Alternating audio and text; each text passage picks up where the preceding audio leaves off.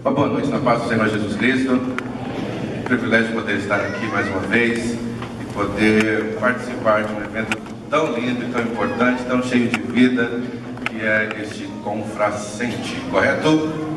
Maravilha, Deus é muito bom. Você pode se assentar. Muito rapidamente eu reconheço a Deus pela vida da liderança dessa igreja, pastor, sua esposa, pastor Eliette e todos os irmãos envolvidos com o Ministério de Adolescentes. Louvo a Deus pela vida dos irmãos e amigos que me acompanham, minha filha, o irmão Kleber, que veio de Itapira comigo. Feliz de ver Israel, filho Gabriel, marcado pelo sangue, sua esposa. Deus abençoe vocês. A última vez que eu vim a Maringá, eu estava ministrando lá na Cristianismo Decidido, fiquei na casa deles, foi um sofrimento, pessoal. Me trataram tão bem. Vamos marcar de novo? Louvado seja Deus. É muito bom estar aqui na presença de Deus com vocês. A pastora Eliette hoje de manhã esteve falando do meu livro, Juventude que Prevalece. Eu queria contar para vocês a novidade que o 2 chega em outubro. Juventude que Prevalece 2. E eu quero agradecer a Deus pelo apoio que vocês têm dado, você que compartilha, você que tirou foto com o livro e colocou no Facebook. Deus abençoe você. A gente tem livros atrás. Tem um livro especial chamado, um espaço chamado Castidade, que eu sou o editor dele, de uma moça norte-americana que fala justamente sobre diversas experiências que a moça cristã tem antes de se encontrar com aquele rapaz que Deus tem para a vida dela. É um livro muito bom e um livro que fala sobre o egoísmo, chamado Eu versus Deus, um conflito de ideias.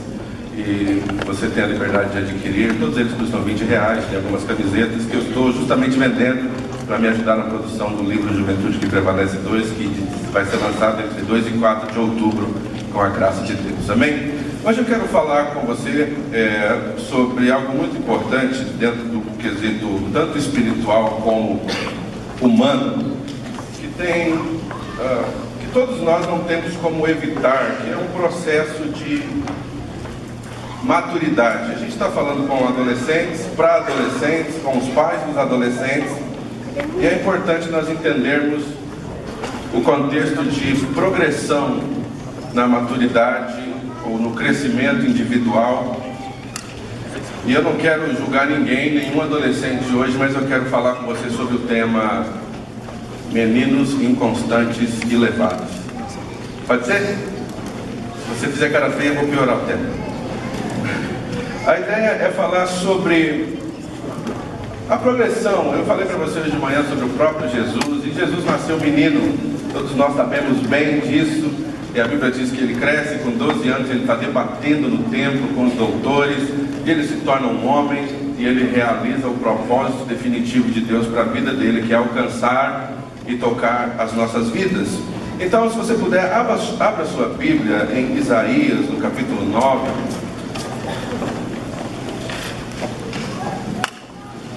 Isaías capítulo 9 é um texto bem conhecido, um texto profético sobre o reino de Deus e sobre o rei desse reino.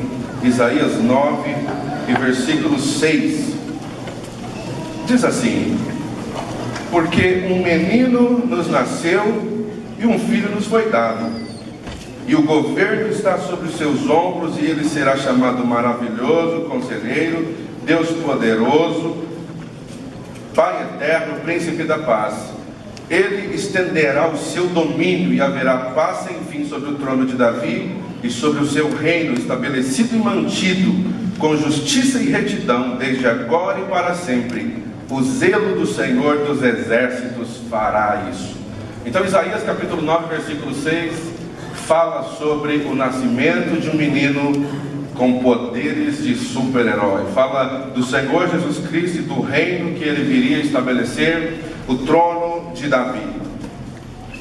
Em acréscimo, ou para acrescentar essa leitura, o apóstolo Paulo escreve para a igreja de Éfeso, no capítulo 4, versículo 13, dizendo o seguinte: até que todos cheguemos à unidade da fé e ao conhecimento do Filho de Deus, a varão perfeito, à medida da estatura completa de Cristo, para que não sejamos mais meninos inconstantes, levados em roda por todo o vento de doutrina, pelo engano dos homens que com astúcia enganam fraudulosamente. Efésios 4, 14 e 15. Antes, seguindo a verdade em amor, cresçamos em tudo naquele que é a cabeça, Cristo. Então a proposta dessa noite é nós entendermos a necessidade em qualquer idade que estejamos, de crescer no conhecimento de Cristo e nos tornarmos maduros na nossa dimensão. Isso quer dizer, se eu sou um adulto servindo a Deus, eu preciso me tornar um adulto maduro. Se eu sou um adolescente, eu preciso ser um adolescente maduro em Cristo. E se eu sou uma criança, por incrível que pareça, eu preciso ser uma criança madura em Cristo. Eu preciso ser treinado, discipulado no conhecimento de Deus, para poder crescer na medida da fé que Deus deu para mim. Então, se um menino nos nasceu, significa que, assim como todos aqui nascemos um dia, e alguns de nós têm 15 hoje, 20, 30, 40 ou 50, espiritualmente houve um dia em que nós nascemos na fé. Houve um dia em que nós confessamos Jesus como Senhor das nossas vidas, nós o declaramos Rei sobre nós e nós começamos a progredir, a avançar e a crescer rumo à maturidade. No reino de Deus, acontece exatamente o que acontece na cidade de Maringá ou na nação brasileira. O reino de Deus é constituído por cidadãos. O reino de Deus é constituído por pessoas que, assim como o país, a nossa nação, é constituída por pessoas. E essas pessoas são quem? São cidadãos que são maduros, prontos para suportar e ajudar o avanço da nação. Cidadãos imaturos, que são aqueles que precisam e dependem da ajuda de terceiros. E existem cidadãos ilegais. Quem são cidadãos ilegais? Pessoas que são transferidas, que vêm de outra nação e que não se adequam aos termos da lei para serem cidadãos com direito de viverem aqui. O apóstolo Paulo, ele escreve a sua carta, primeira carta aos Coríntios, no capítulo 3, versículo 1, e ele diz: "E eu, irmãos, eu não vos pude falar como a espirituais, mas como a carnais, como meninos em Cristo. Com leite eu vos criei e não com carne, porque ainda não podias e nem tampouco vocês podem. Porque ainda sois carnais, pois havendo entre nós inveja, contenda e dissensão. Será que vocês não são carnais e andam segundo os homens? Porque dizendo um eu sou de Paulo e outro eu sou de Apolo, será que não é carnalidade? Pois quem é Paulo e quem é Apolo, senão ministro pelo qual você creu, conforme o que o Senhor deu para cada um? Eu plantei, Apolo regou, mas Deus deu o crescimento." Do que estamos falando? Que nesta noite nós estamos aqui diante de um grupo de pessoas que são cidadãos do reino de Deus e eles estão dentro dessas duas dimensões. Ou cristãos maduros ou cristãos imaturos. Às vezes um adolescente na vida, com 12 anos, 13, 14 anos de idade, na sua dimensão, pode ser mais maduro que alguém que está na igreja há 35 anos. Alguém diga amém? Eu esperava que eu precisava pedir para falar amém. Mas o que acontece? Será que é pecado ser imaturo ou ser adolescente?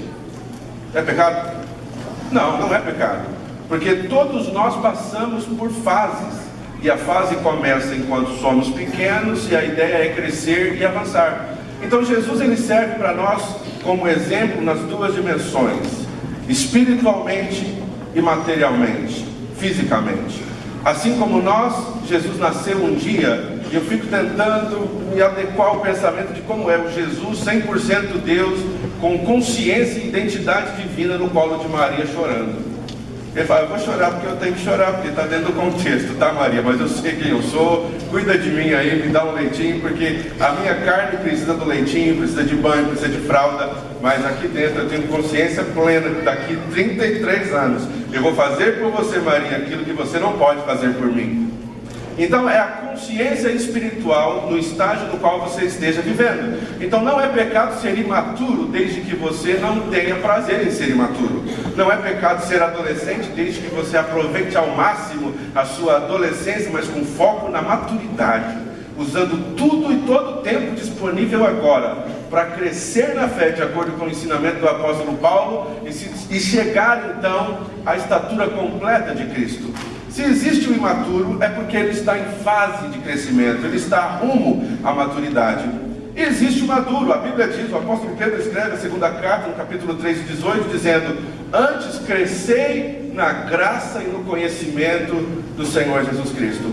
E eu não tenho como falar disso para você sem me lembrar de uma pessoa, uma menininha de cerca de 7 anos de idade, e quando eu pastoreava em Campinas, ela e minha filha eram da mesma idade. Só que ela tinha uma consciência espiritual tão grande que um dia ela falou assim: "Mãe, eu preciso conversar com o pastor." E a mãe falou: "Mas você quer falar o que com o pastor?" "Eu preciso conversar sobre o meu batismo." Aí a mãe falou assim, mas tudo bem, vamos lá que eu vou conversar junto com você. Não, mãe, é melhor não, deixa eu e o pastor conversarmos. Aí acabou o culto, a gente foi para a porta da igreja, ficamos conversando. Ela falou, pastor, posso ter 1 minuto da sua atenção? Falei, pode ter 2, 10, 20. O negócio é o seguinte, pastor, eu acredito que eu estou pronta para o batismo. E as outras crianças da mesma idade já querendo chegar junto, o que ela está fazendo? Ela está querendo se batizar? Eu também quero. Só que ela veio com uma consciência tão grande. Ela falou, pastor, eu entendo que Jesus morreu na cruz pelos meus pecados, eu sei que eu sou pecadora, eu acho que eu estou pronta para o batismo. Minha mãe falou que se eu aceitar, o que a gente faz? Enquanto tem um crente de 15, 18, 25, 30 anos, ela falou, pastor, eu vou pensar um pouco mais. Eu acho que eu não estou pronto para o batismo. Pensa no nó na cabeça de um pastor numa hora dessa. O de 30 você batiza na força, vai, fica aí meia hora debaixo d'água. Aí de 7 fala, pastor, eu estou pronta, conheço Jesus e sei o propósito da vida dele para mim. Então a maturidade não é algo que você olha assim na pessoa e fala, ah, essa pessoa aí sabe bem já e está pronta. Ou você também vai ignorar alguém que você fala, não, é impossível essa pessoa saber alguma coisa. Nós não podemos menosprezar a experiência das pessoas com Deus.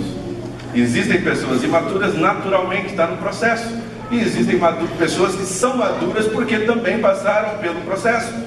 Então, na vida comum, é necessário, por exemplo, que um pai e uma mãe cheguem nos filhos adolescentes e separem eles quando eles estão brigando. Menino, você não pode fazer isso, é seu irmão, é sua irmã. Junta os dois e fala, pede perdão um para o outro. Quando a gente tem que fazer isso na casa de Deus, a gente está falando de crente maduro ou imaturo? Se a gente precisar separar a briga de 2 crentes na igreja, a gente está lidando com crente imaturo, que não consegue entender o poder do relacionamento e da conversa, da comunicação. Então, nós deveríamos estar bem à frente, dentro da nossa dimensão. Se você é um adolescente, você precisa buscar a maturidade dentro do seu contexto.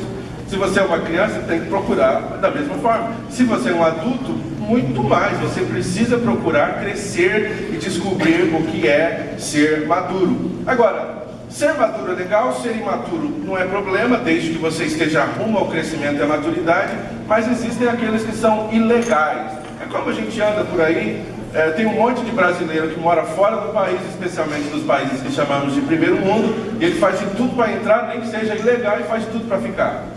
Quando ele não consegue legalizar, ele vai ficando clandestinamente.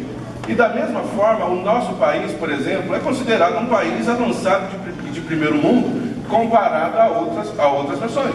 Então, nós encontramos no Brasil cidadãos de outras nações que vêm, se adequam e começam a viver aqui, e não são cobrados por isso, não querem ficar aqui legalmente. Então, eles se tornam cidadãos ilegais, pessoas que não se adequam àquilo que é o protocolo, mas querem todos os benefícios que a nação pode oferecer. No reino de Deus acontece a mesma coisa. Existem cidadãos maduros, imaturos e ilegais. Pessoas que vêm para a casa de Deus, que se adequam ao corpo, que fazem o que fazemos, que falam o que falamos, mas que não têm o senhorio de Jesus sobre a vida delas. Pessoas que estão acostumadas com o protocolo, com o costume. E eu sempre dou esse exemplo. Quando eu comecei a pastorear a igreja em Itapira, nós começamos a igreja com 7 pessoas. E 7 dessas pessoas eram pessoas que já tinham passado por outra igreja, já tinham experiência com Deus. E aí, conversando, eles haviam crescido no relacionamento dos pais deles. Então assim, eu sou neto de crente, sou filho de crente, eu sou crente também. E eu falei, a primeira coisa que nós vamos resolver aqui nessa igreja é vocês se converterem de verdade. Porque ir para a igreja, desde que vocês nasceram, não faz de você um cidadão legal do reino de Deus. E aí eu tive que converter vocês. Mas vão aceitar Jesus? Mas isso é estranho, eu já aceitei. Como aceitou Jesus? Você vai à igreja. Você não fez dele Senhor da sua vida ainda. Então a gente precisou entrar no processo de salvação, de dedicação da vida para Deus, para poder se tornar um cidadão legal do reino de Deus. Então a primeira coisa que deve ser compreendida hoje é que todos nós precisamos ter um início. Todos somos ou fomos meninos em algum ponto. Se estamos meninos há mais tempo do que deveríamos, nós precisamos checar a nossa cidadania. Será que eu sou legal no reino de Deus? Será que eu tenho me permitido conhecer mais a Deus, ou eu simplesmente imito o que as pessoas fazem porque eu estou no mesmo ambiente que elas? Então nós entendemos, ponto 1, Jesus nasceu. Jesus Todo-Poderoso, Filipenses 2, que ele diz que ele abriu mão de toda a sua glória, e ele foi obediente, ele acabou assumindo a forma de servo, de homens, fez-se semelhante a nós. Então é o processo de Jesus se tornar menino. E em algum momento da nossa caminhada, Jesus foi menino em nós, acabamos de conhecê-lo, começamos num relacionamento. Mas veja bem, em Lucas 1:80, a Bíblia fala de João Batista dizendo o seguinte: e o menino crescia e se robustecia em espírito, e esteve nos desertos até o dia em que havia de mostrar-se a Israel. Falando de Jesus, Lucas 2:40, e o menino crescia e se fortalecia em espírito, cheio de sabedoria, graça de Deus estava sobre ele. Então Jesus não simplesmente nasceu menino, ele não ficou menino, o menino crescia. Diga aí para o seu vizinho, é hora de crescer. Então existe um processo para o crescimento que se chama discipulado. As crianças têm que ser discipuladas dentro de casa e na igreja. Os adolescentes têm que fazer parte do processo de discipulado. E os adultos precisam ser discipulados. E o que é ser discipulado? É ser um aluno, é ser um estudante. Em Marcos capítulo 3, versículo 13, a Bíblia relata o seguinte: que Jesus subiu ao monte e chamou para si os que ele quis para que estivessem com ele. Ele os ensinava no monte e depois ele os enviou para curar as enfermidades, expulsar os espíritos opressores das pessoas e anunciar o evangelho do reino de Deus. Então a primeira coisa que nós precisamos compreender para crescer é tempo com Jesus. Eu preciso aprender. E sempre Deus vai usar outra pessoa no meu processo de crescimento e maturação. Jesus, ele não se manifesta em carne mais. Pelo contrário, o Espírito dele em nós manifesta ele para o mundo. Então eu não consigo crescer na graça e no conhecimento sem a ajuda de outra pessoa. Todos nós precisaremos ser mentoreados por alguém. E aqui fica uma super dica para você que é adolescente. Olha dentro da igreja, pede conselho para o seu pastor, para a sua pastora, e seja treinado ou mentoreado por um adulto na fé. Alguém que conhece a Deus e que vai te dar os melhores conselhos em como avançar no reino de Deus. Ninguém vai crescer independente, ninguém vai crescer sozinho. Todos precisamos de referência. Todos precisamos de mentores. O próprio Senhor Jesus Cristo precisou ser submetido ao cuidado de alguém que ele criou. Você consegue pensar desse jeito? Jesus, a palavra, o verbo que trouxe todas as coisas à existência, que é Deus, estava com Deus na criação, estava com Deus na eternidade passada, de repente precisa estar no braço de uma mulher que só existe porque ele permitiu. A grandeza de Deus empacotada num bebê recém-nascido, gerado no ventre de Maria. José fala: esse menino não é meu, Jesus. Ela veio com um papo que é do Espírito Santo, eu nunca ouvi uma história como essa, eu estou fora. Não é meu, não é meu, não é meu. E aí em sonho, Deus adverte José dizendo: você não vai embora. O menino que vai nascer dela é um ente santo e eu preciso do seu papel de homem no desenvolvimento do menino Jesus. Ele é soberano, ele é sobre tudo, mas o corpo, qual que seria a melhor palavra? A embalagem precisa de José. E Deus não permitiu que José fugisse. Porque Jesus já era maduro sendo Deus, mas no relacionamento com a humanidade, na sua humanidade, ele precisava aprender o que era ser homem. E José foi fundamental no processo. Então Jesus precisou levar os seus discípulos para uma caminhada chamada Caminhada do Monte. Sobe o monte e aprenda comigo, depois eu te envio. E ele precisou passar por dores de crescimento. E o apóstolo Paulo diz o seguinte, 1 Coríntios 13:11: quando eu era menino, falava como menino, sentia como menino, discorria como menino, mas logo que cheguei a ser homem, acabei com as coisas de menino. Então todos os dias, se você é um adolescente, se você é um jovem, um adulto, todos os dias tem algo de menino que você tem que deixar para trás. Se a sua mãe todos os dias reclama com você acerca das mesmas coisas, você precisa pôr a mão na consciência e falar: já era para eu ter deixado de falar tal coisa, já é para eu ter deixado de fazer tal coisa. Porque o crescimento nos empurra a deixar para trás coisas que o futuro não vai precisar. Você tem que deixar para trás comportamento de menino se você quiser crescer. Então, o menino nasce. Jesus. O menino cresce, Jesus. 3, o menino se torna referência. Paulo diz, até que todos cheguemos à unidade da fé e à medida da estatura completa de Cristo. O que nós devemos aprender com isso? Todas as vezes que acontece uma tragédia no corpo de Cristo, alguém passa por uma dificuldade grande, um amigo fica desempregado, e a gente não sabe nem o que falar, a gente fala, irmão, tudo coopera. Quem sabe de cor? Romanos 8, 28. Todas as coisas para o bem. Legal. A gente sabe o 28, porque às vezes se torna a nossa maior prova de que a gente se importa com o irmão, mas a gente não entende o contexto. Tudo vai ficar bem, irmão. Isso aí vai trabalhar para o seu bem. Comeu risoles de chiclete, deu dor de barriga, é para o seu bem, não tem problema não. Matou o hamster do menininho, tem problema não. Vai cooperar para o seu bem e para o bem dele. Deus vai ensinar alguma coisa para ele se você matou o hamster dele. Tenta mostrar para ele que Deus tem uma grande lição através de uma tragédia que você causou.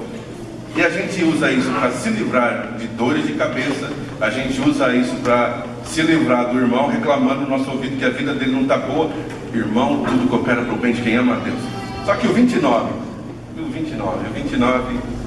é fantástico. O 29 dá a razão da existência do 28.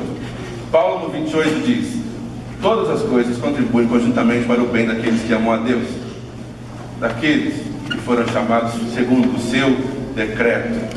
Porque aqueles que ele antes conheceu, também os predestinou para serem conforme a imagem do seu Filho, a fim de que ele seja o primogênito entre muitos irmãos. Sabe o que isso quer dizer? Que tudo que você enfrenta não é só porque colabora para o seu bem, porque você ama a Deus. É porque Deus quer que você pareça com Jesus.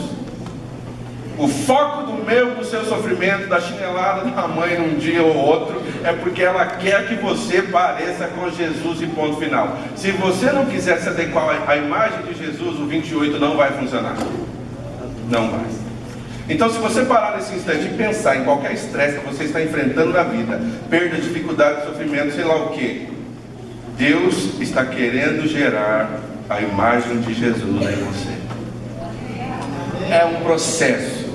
Mas se a cada luta a gente se levantar dela um pouco mais maduro, e as lutas não vai escolher idade, agora está com 20 anos, está pronto para algumas coisas. Não, tem pessoas, crianças que começam a padecer e sofrer na vida bem cedo, e vocês sabem do que eu estou falando.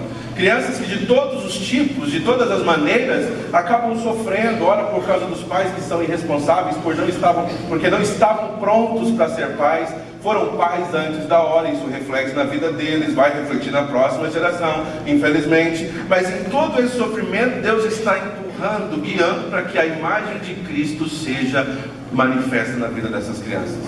E talvez você esteja me ouvindo com 40 anos de idade, talvez você seja a criança que precisa dessa mensagem hoje. Porque não é a questão de quanto tempo você tem de vida, mas é quanto tempo de caminhada com Cristo você tem. Talvez uma das crianças que dançou aqui com 10 anos de idade, com 15 anos de idade, tem mais vida com Cristo do que você que já tem 40. E não é defeito, não é problema, não é pecado. Simplesmente você chegou mais tarde. E sua vida começou de quando você chegou. É simples assim. E a gente não pode ter o problema de ficar pensando no processo de avanço e maturidade do outro. E por que eu estou tão atrasado? Você não está atrasado. Você chegou na hora certa de Deus para a sua vida. Queira crescer mais e conhecer mais a Deus. Você concorda comigo?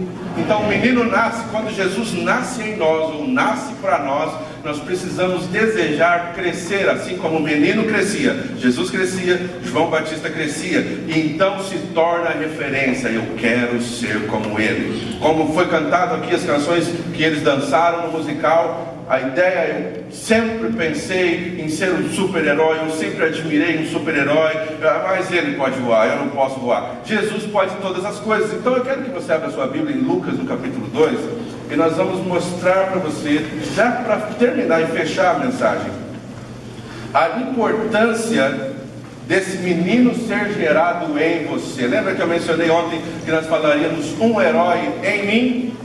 Lembra ou não lembra? Então, Lucas, no capítulo 2, Vocês perdoam o pastor que dá referência errada aqui em Maringá? Não, eu ouvi um não em algum lugar. Eu acho que vai ser Mateus, viu? Vamos para Mateus. De repente pode ser Zacarias, sei lá. Ai, graças a Deus, Deus é bom.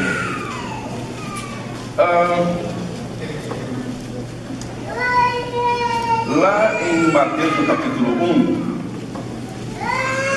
está escrito assim, versículo 18: foi assim o nascimento de Jesus Cristo. Maria, sua mãe, estava prometida em casamento a José, mas antes que se unissem, achou-se grávida pelo Espírito Santo. Por ser José, seu marido, um homem justo e não querendo expô-la à desonra pública, pretendia anular o casamento secretamente. Mas depois de ter pensado nisso, apareceu um anjo ao Senhor em sonho e disse: José, filho de Davi, não tema receber Maria como sua esposa, pois o que nela foi gerado procede do Espírito Santo. Ela dará à luz um filho e você deverá dar-lhe o nome de Jesus, porque ele salvará o seu povo dos seus pecados. Tudo isso aconteceu para que se cumprisse o que o Senhor dissera pelo profeta: a virgem ficará grávida, dará à luz um filho e lhe chamarão Emanuel, que significa Deus conosco. Essa é a abordagem de Deus pelo anjo para José, dizendo: você tem que receber essa mulher, porque o que vai ser gerado nela é o Emanuel, Deus conosco. A proposta anterior, quando na antiga aliança Deus se manifestava para o povo de Israel, ele organizou o povo em tribos e ele falou: vocês vão construir um tabernáculo no meio da congregação, entre as tribos eu habitarei no meio de vós. Só que a ideia do Novo Testamento, da nova aliança, é que nós sejamos a morada dele. Eu habitarei em vós, eu estarei em vocês. E aí o que acontece? No outro evangelho, que é Lucas, quando o anjo se manifesta para Maria, ele vem dizendo: salve agraciado, o Senhor é contigo, bendita é você entre as mulheres, bendito o fruto do teu ventre. E aí ela fala: que saudação estranha é essa? Ninguém nunca falou assim comigo, e blá blá blá. E como é que isso vai acontecer? Porque eu não conheço o homem ainda. E aí o anjo diz: o Espírito Santo descerá sobre ti. E aqui começa a transformação da humanidade, por causa de uma mulher que se permitiu gerar um herói. Olha só: descerá sobre ti o Espírito Santo e ele te envolverá com a sua sombra, e o ente santo que ele vai gerar em você será chamado Filho do Altíssimo, porque ele livrará o seu povo dos seus pecados. Que coisa extraordinária! Então Maria, depois de ter questionado o anjo, através da palavra que ela ouviu, sabe o que ela disse para o anjo? Eu sou a serva do Senhor, cumpra-se em mim segundo a sua palavra. Você sabe o poder disso? Todos nós aqui podemos gerar o mesmo Jesus que Maria gerou.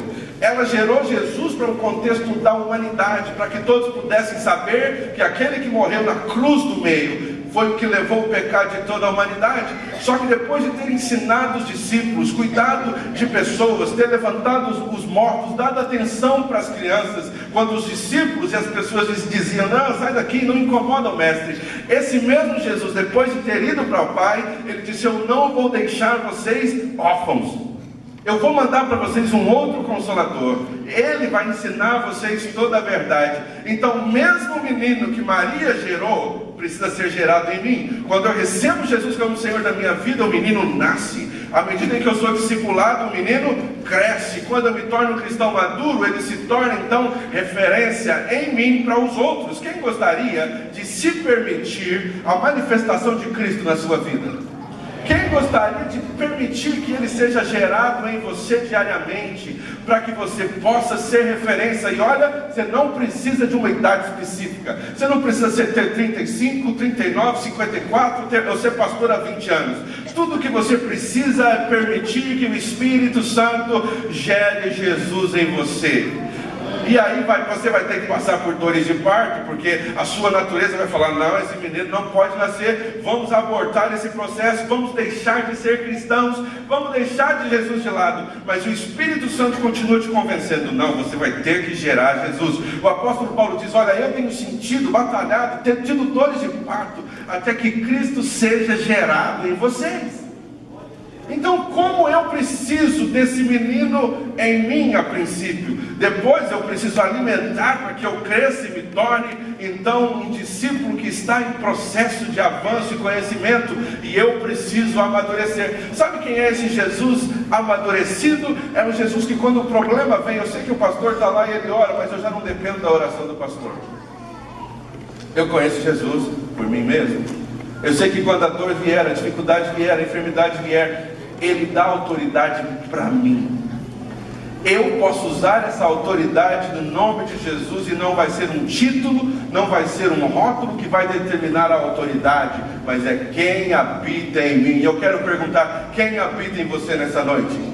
Se é Jesus, não importa a idade de Jesus dentro de você. Talvez você tenha um mês servindo a Deus ou frequentando a igreja. O mesmo Jesus pequenininho tem potencial de coisas extraordinárias. O mesmo Jesus adolescente tem potencial para coisas extraordinárias. E o Jesus maduro, então, não há nada que possa impedir o agir dele na sua vida. Eu quero Jesus na minha vida sendo gerado. Eu quero Jesus na minha vida crescendo e avançando. E se tem uma coisa que eu quero, é um Jesus maduro em mim. Sabe quem é o Jesus maduro? O Jesus que chega aos 30 anos de idade, deixa tudo que ele estava fazendo e começa a enfrentar a realização plena do seu propósito. É a maturidade, é o cristão maduro, é um adolescente cristão maduro que sabe que independente da idade, ele precisa ser referência e demonstrar Jesus aonde quer que ele vá. É não se permitir ser levado pelas ideias, ideologias e tudo que o mundo está vendendo todos os dias. É entender que eu sou adolescente, mas eu não sou idiota. Eu sou adolescente, mas eu não estou perdendo tempo. Eu sou adolescente, estou crescendo em Cristo. Imagina quando eu for maduro como pessoa, como Jesus não será maduro em mim? Depois de ter experiências, depois de ter passado por dores e perdas, e entender que a ideia de Deus é me fazer parecida com Cristo, pelo amor de Deus, o mundo não pode barrar um crente, um adolescente, uma criança, um adulto que sabe que Jesus nele tem que cumprir um propósito. Então, antes da gente ir embora, eu preciso perguntar para você: você já descobriu qual é o propósito do Jesus que habita em você? Porque ele detém em suas mãos toda a plenitude da graça. Todos os dons espirituais e de ministério estavam em Jesus. Mas isso não quer dizer que todos teremos todos. Por isso somos o corpo de Cristo. Cada um de nós chamado para coisas e funções específicas no corpo. E eu preciso identificar a minha, para que, como aconteceu quando as grávidas encontraram Jesus que habita em mim, encontrando Jesus que habita em você, juntos nós podemos fazer coisas extraordinárias para o reino de Deus. Podemos avançar o reino, podemos libertar os cativos, dar vista aos cegos e pregar o evangelho do reino de Deus para gerar esperança num mundo que está decaído, destruído, desesperado e que não sabe o rumo que está tomando. Coloque-se em pé, por favor. Em nome de Jesus, que a sua mente seja aberta neste momento, porque Cristo tem que ser gerado em você. Cristo tem que ser manifestado em você em todos os dias da sua vida. É dor, é complicado, é difícil, é dolorido, mas você tem que se permitir que Jesus gerado em você faça a diferença. Um menino nos nasceu, um filho se nos deu, um principado estava sobre os seus ombros, e ele será chamado Maravilhoso, Conselheiro, Deus Forte, Pai da Eternidade, Príncipe da Paz. E o seu reino, o incremento desse seu reino e da sua autoridade jamais terá fim. Você consegue pensar na grandeza disso, de carregar Jesus em você, onde quer que você vá? Cada pessoa que você encontra, o seu sorriso faz diferença, as suas palavras fazem diferença, a sua oração, a sua esperança, a sua fé fazem diferença na humanidade. Então Cristo precisa ter esse tempo para crescer em você, através do discipulado, da mentoria, do avanço. Mesmo quando você está sozinho com Ele, Ele vai te ajudar a crescer no relacionamento com Ele e manifestá-lo para a humanidade. Mas onde está a chave disso? Descerá sobre ti o Espírito Santo, e Ele vai trabalhar em você e vai gerar em você algo extraordinário. E o que vai ser gerado em você será o Filho do Altíssimo, e vai fazer diferença em toda a humanidade. Temos tempo para fazer uma oração com os adolescentes. Eu não quero ir embora sem orar pelos adolescentes dessa igreja. Será que vocês poderiam vir aqui à frente? Nós vamos orar juntos. E nessa oração eu quero encorajar você a ser cheio do Espírito Santo. Eu quero encorajar você a buscar intimidade com a pessoa do Espírito Santo, porque é Ele quem vai revelar para você a essência de Deus. É o Espírito Santo que vai posicionar você nos seus dons e talentos. É o Espírito Santo que vai te consolar quando as coisas não estiverem bem em casa. É o Espírito Santo que vai te dar certeza de que o seu futuro é garantido e glorioso em Cristo Jesus. É o Espírito Santo que vai provar para você dia após dia que a sua vinda aqui à igreja, o aprendizado da palavra de Deus não é em vão. E quando Deus realizar em você a ideia ou o propósito dele, você vai levar Jesus consigo. Então eu não sou adepto do fato de sair profetizando para adolescentes que todos vão ser missionários e pastores, porque alguns não vão. Mas sabe de uma coisa? O reino de Deus vai se manifestar em você. Se você for um médico, se você for um artista, se você for um músico, um bombeiro, o mesmo Jesus que opera no pastor quer operar no profissional liberal. O mesmo Jesus que opera nos missionários que estão lá no Cazaquistão se manifesta na vida de um pai de família que não se tornou pastor como a mãe sonhou. Mas se Jesus estiver habitando nele. Vocês podem levantar suas mãos aos céus. Quando levantamos as mãos nós dizemos: eu me rendo. Quando levantamos as mãos, nós estamos dizendo: eu não vou brigar contigo, Deus. Seja feita a tua vontade. Eu me entrego para fazer o teu querer. Você que está aí no seu lugar, você que não precisou vir aqui à frente, levante as suas mãos para interceder comigo. Porque eles estão saindo hoje desse encontro, dessa confrascente, e eles estão saindo daqui com certeza, com o impacto daquilo que Deus revelou para eles durante esses dias, através do próprio musical que eles participaram, através das mensagens e da comunhão deles uns com os outros. Então vamos orar. Pai querido, nós queremos te agradecer pela vida de cada adolescente que está aqui à frente. Eles já são consagrados a Ti, eles estão na Tua casa, porque eles Te amam, eles estão aprendendo. Alguns deles estão aqui por causa que os pais Te servem, outros estão aqui por causa de um amigo que trouxe, mas os pais nem Te conhecem ainda. E eu entendo que a dificuldade deles deve ser grande. Nós temos meninos e meninas aqui com potenciais grandiosos, ó Pai, para trabalhar e para avançar nesse mundo em causas nobres, e acima de tudo para levar a causa do Evangelho em qualquer ambiente. Senhor, aqui dentre eles tem aqueles que foram chamados para governantes nesta nação. Entre esses aqui tem pessoas que foram chamadas para o ministério, para o sacerdócio. Entre eles existem pessoas que farão diferença na carreira que eles escolherem, como médicos, Senhor, como policiais. Eu não sei, Senhor, aquilo que eles desejarem fazer e o Senhor os levar a fazer. Usa-os, Senhor, glorifica o Teu nome na vida deles. E que eles possam amar a Deus sobre todas as coisas. Que eles possam desejar a Deus acima de todas as coisas. Em nome do Senhor Jesus Cristo, à medida que eu toco um ou outro, Pai, que todos esses jovens e adolescentes sejam tocados para viver na plenitude do conhecimento de Deus, para crescerem na graça e no conhecimento de Jesus Cristo, para vencerem a mentira desse mundo e saberem que nada pode se comparar ao conhecer a Deus, a crescer na graça, no conhecimento e serem amadurecidos no processo do discipulado através do ministério na igreja onde eles trabalham. Em nome de Jesus, toque os corações que têm passado por dificuldades, aqueles que têm enfrentado lutas nos lares que a gente nem imagina, aqueles que são perseguidos na escola, aqueles que todos os dias a carne deles faz com que eles questionem o que eles ouvem na tua casa. Espírito Santo de Deus realiza uma obra extraordinária na vida desses jovens, e assim como o Senhor se manifestou em Maria, para Maria te manifestar para o mundo, que o Senhor se manifeste neles. Encha-os de poder, de audácia e ousadia para viverem o Evangelho do Senhor Jesus Cristo e fazerem a tua vontade. Esta é a nossa oração. A Bíblia diz que tudo que dois de nós ligarmos aqui na terra seria ligado no céu. Então que em nome de Jesus você diga um amém com muita convicção. Assim seja em nome do Senhor Jesus Cristo. Aplauda o Senhor.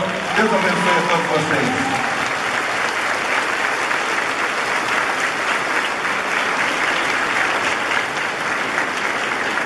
Nós queremos agradecer ao pastor Enéas Francisco. E, galera, a gente está tentando acertar com ele o acampamento. Ok? Orem aí para tudo dar certo. Os adolescentes podem permanecer aqui, a gente já está encerrando. Só mais um agradecimento que infelizmente eu falei. Robson, Deus te abençoe pela sua disponibilidade, que esteve aqui com a gente o tempo todo, atendendo aí as nossas necessidades, viu? A tia Ilse, que confeccionou as roupas aí, Deus te abençoe. Querido adolescente, você que frequenta essa igreja às quintas-feiras, aos domingos à noite, e ainda não participa do grupo de adolescente, você está convidado a estar conosco todos os sábados a partir das 14 horas. Das 14 até as 18 tem atividade aqui para você. Amém? Ok? Pessoal, tem gente dessa galera aqui que vem para cá no sábado 8h30 e só vai embora 8 horas da noite. Amém? Pastora, vem aqui encerrar, fazer essa oração. Amém? E os pais de crianças, 10 minutinhos aqui, bem rapidinho. Crianças de 4 a 11 anos. Justificando a ausência do nosso pastor, que está em viagem, pregando uma conferência no Mato Grosso. Encurve sua cabeça, feche os teus olhos. A nossa gratidão, Senhor. A nossa gratidão por tudo que o Senhor fez nesses 2 dias. A nossa gratidão porque a Tua palavra falou no nosso coração. E o que nós queremos, ó Deus, é que ela não seja roubada da nossa mente, mas que cada um de nós, Senhor, como ouvimos, possamos gerar Jesus Cristo em nós e passá-lo a outras pessoas. A nossa gratidão, Senhor, pelas famílias, a nossa gratidão pelos nossos adolescentes, pela liderança dos nossos adolescentes, ó Deus, essa liderança jovem em treinamento, a nossa gratidão, Senhor, continua conosco e nós tributamos a Ti toda a glória, todo o louvor e todo o reconhecimento e abençoamos a nossa semana em nome de Jesus Cristo, nosso Salvador. Amém. A nossa gratidão a tia Marli. Marli, Deus te abençoe. Glória a Deus. Vá para casa, ame a sua família. Amém. Deus abençoe. Deus abençoe.